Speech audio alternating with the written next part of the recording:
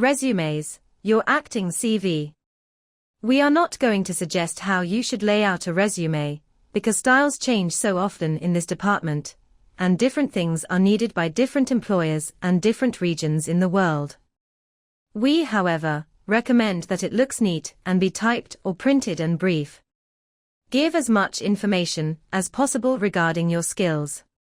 Include any specialties, expertise, or unusual physical features. It is good to include any extraordinary abilities, such as operating farm machinery, for example. The fewer actors there are who have that particular skill increases your chances of being considered for a part that requires that very thing. Always think in terms of those things that you can offer that are outside most other actors' abilities. Be careful not to exaggerate too much. If you can sit on a horse comfortably, ride gently, and speak dialogue at the same time, that is one thing, but if it were assumed that you could ride to hounds, jump fences, or play a winning jockey, you would be in serious trouble. There is unlikely to be time to train up to the standard required, but, more than that, misleading information could lead to major insurance problems in the case of an accident, especially if you lie about your driving status or ability to swim.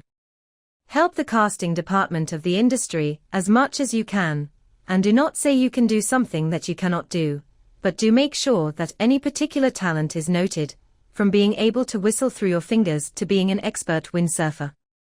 Most directors or casting directors subtract about 10% from what actors say they can do.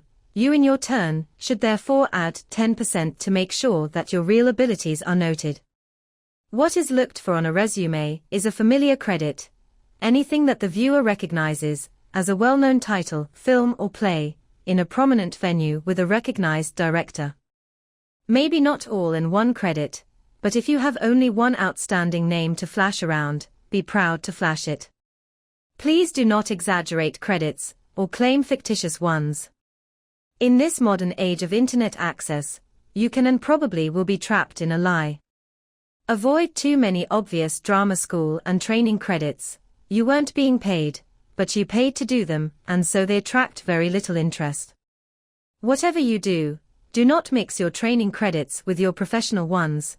The resume readers are quite adept at sorting them out, and they find it irritating to have to do so. Always make sure that there are plenty of contact numbers and addresses on your resume. Always type the covering letter, because illegible handwriting is most irritating, and try never to go over to 2 pages. If you are in an actor's directory, quote the current page number, or say that you can be found on their internet service. This will save you the expense of having to send a photograph with the resume.